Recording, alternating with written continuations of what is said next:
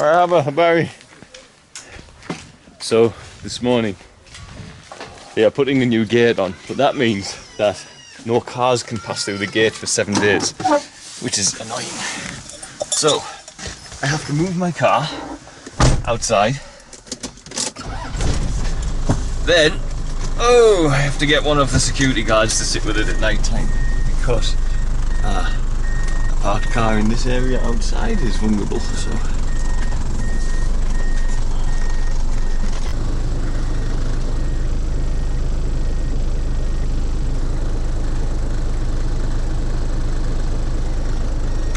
So our new gate, when it's done, finished completely, is going to be very beautiful. And it actually coincides with a dream I had about Featherstill, about the land where we live here. So I'm going to keep it a little bit secret. But when it's done, I'll explain that dream actually. But it's going to be very beautiful. Very, very beautiful.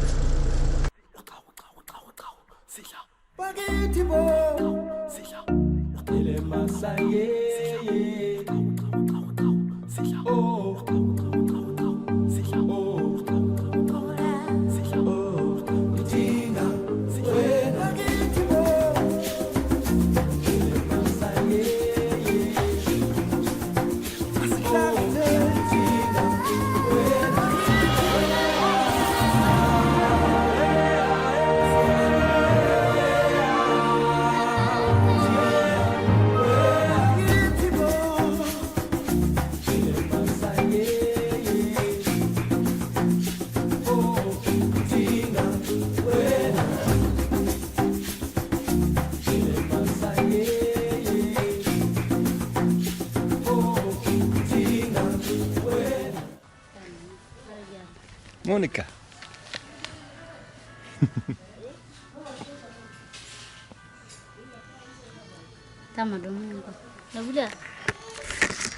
Monica has a visit today from her tribe in the Maasai.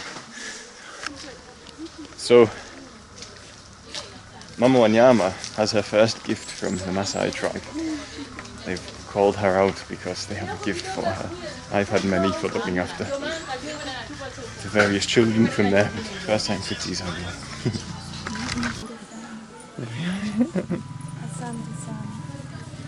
They are very beautiful. Let me see. Oh my god. They're beautiful. Wow. Mongoni Mama. Monica.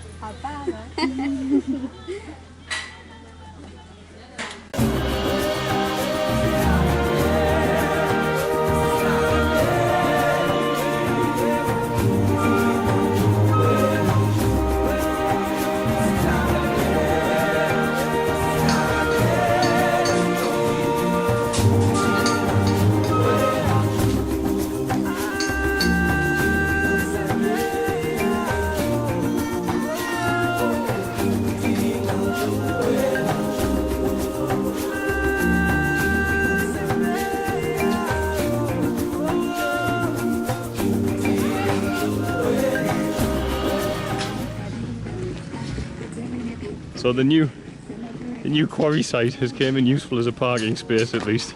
This is the happiest man in the world. Salim! Yeah. Hey! That's what John, good food.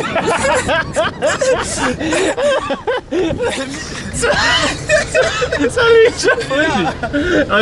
John ni rafiki mzuri sana. I'm a good friend of his. I'm a good friend. Rafiki mzuri. Yeah, okay. Yeah, village to village pia. Sawa. Okay, badai. God, this guy. There's a story that's a little strange behind this because this guy was fairly normal and then he had a motorbike accident and hit his head. And ever since he hit his head, he has been so unbelievably happy and energetic. So he obviously got rid of a part of the brain that's not very useful for us.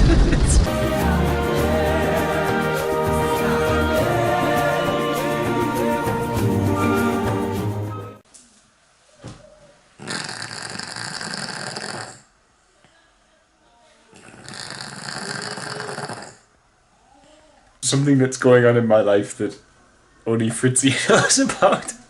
Mum, I'm gonna have to tell everybody. My mum sends me, normally at Christmas, countdown poems. So she writes a poem on the countdown for Christmas. For Christmas Day, my mum is Christmas mad. And I challenged her a month ago to start now. And she, every single day, my mum has written a poem as an advent, a countdown for Christmas. So she's got 142 poems to go and she's already done it around about 30 or something. So I love you, Mum. So Fritzy is just replying to how many people is it? 3.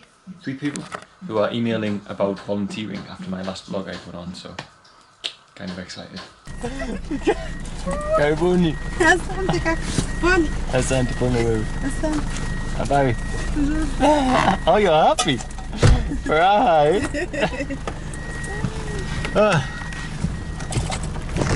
So I was driving up the road and I saw these guys with Ali, who's here turning around, because we had to track down this young lady's parents. So as you know, we took her in because she was homeless, but we've been to find her family today because she's very heavily pregnant. So we want to try and fix that, and I think we have in some which way because she's really, really happy that she wasn't before. So.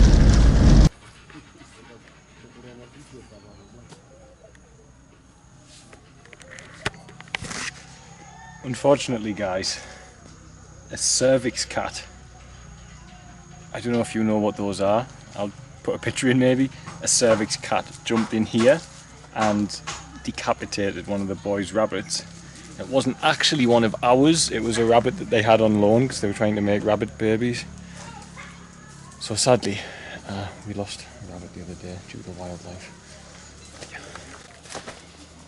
This is the boys' area, by the way. We gave them this area so they can build to their heart's content. So they built this for pigeons.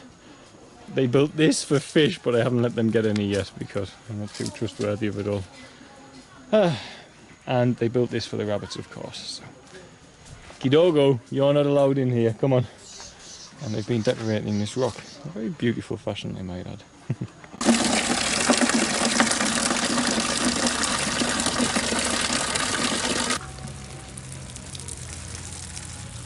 Next job today is some of the families that we help who were homeless, who are all single mothers, bar those who have special needs.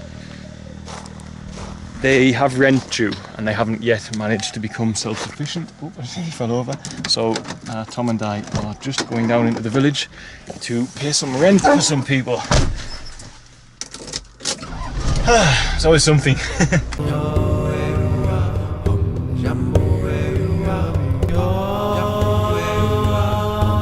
So this is the first house, Mama Rehama. Rehama or Rehama? Mama Rehama. And we were just checking. This is another victim as well. We were hoping that she might have got a harvest, but all of her harvest has died this year. So no maize, no beans, and they are in our food program anyway. But we hope that the harvest would put a stop to that and make them self-sufficient, but it hasn't happened due to the weather. So now we have to, also it means she can't pay her rent because she can't sell the harvest later in the year, so we're definitely going to have to pay rent for this family. Karibu sana. Asante Mungu. Asante Mungu, yeah?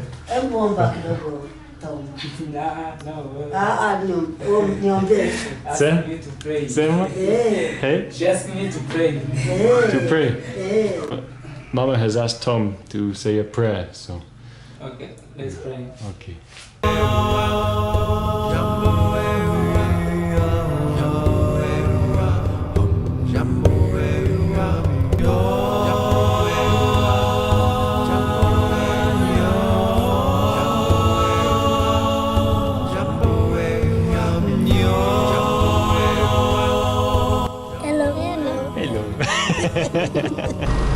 Bye!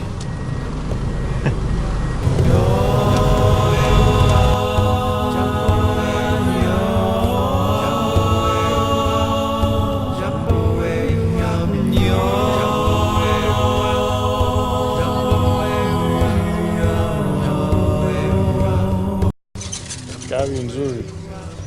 This young man's been making himself a car. It's very sad. For those of you who follow the Facebook page, you might recognise those two twins.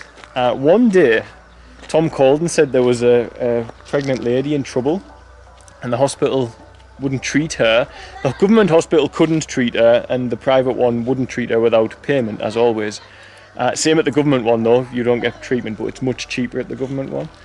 And she was pregnant with those twins and she had to have a cesarean at hospital at KCMC to deliver the babies, otherwise they were going to die.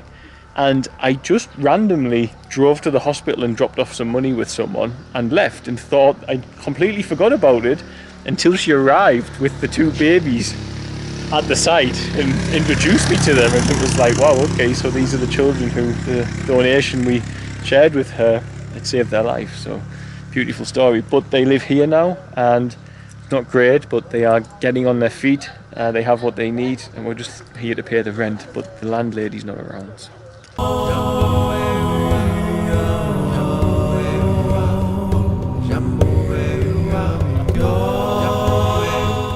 Thought I'd share something that's going on with me today, because I know a lot of people ask me about how I can have such a relationship with God, how I can find the present mindedness to deal with what we deal with every day.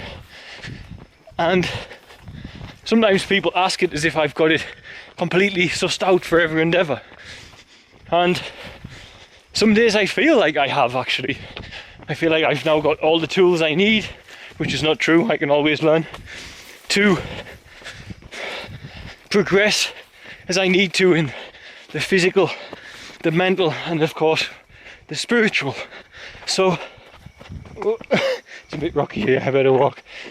Then I have days like today, and on days like today I'm a little bit all over the place and I'm struggling, as all humans do struggle. I'm going to run again. I've been emotional, I've been a little bit defeatist, frustrated, annoyed, even angry at one point. And there's not a particular reason for it happening. I'm just not feeling as disciplined as I could have been, or as disciplined as I have been in my past, which is causing me to stray into a lower vibratory state, is how I see it. In other words, I'm feeling a little bit glum. And because I'm feeling a little bit glum, everything's annoying me and frustrating me. But what I have to do is not let that keep spiraling down. I now have to catch it as it's on its way down and spin that spiral in another direction. Now when you're starting to feel glum, it spins, imagine it as a spiral. It's spinning and you're downward, you want to reverse it. So we all know if something's spinning like this, then first of all, you require something to slow it down before you can start spinning it in the opposite direction. And the longer it spins in the direction you don't want it to spin, the harder it is to reverse that, or to stop that, and to start it spinning in the other direction.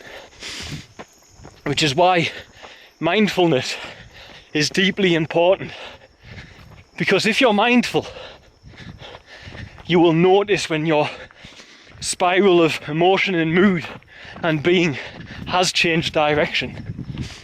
And when it has changed direction and you're mindful, you know to start applying the tools you've learned in meditation or just in life in general to put the brakes on that and to start spinning it in the other direction. So today, having an internal battle today is what I'm trying to say, and I'm having to use what skills I've learned as a human being to make myself feel happy, because it doesn't come naturally to everybody on planet Earth to be happy. It's something we must choose to want and choose to work on. So, and today, for whatever reason, my body is asking me to work that little bit harder to be positive. And that's the journey for all of us. We are never constantly happy.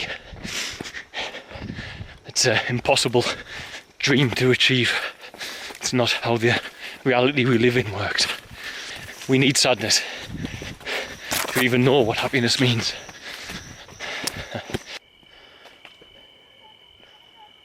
There's an animal in here.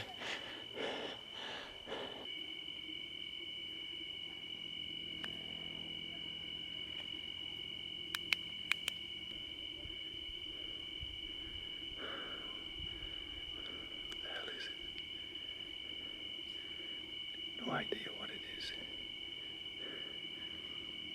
Might be a honey badger.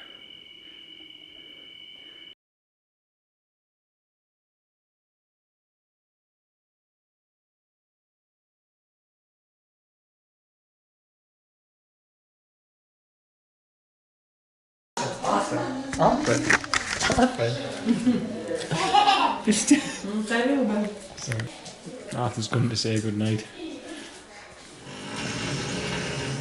Come on, Arthur. They're sleeping now. No one's playing. Come on.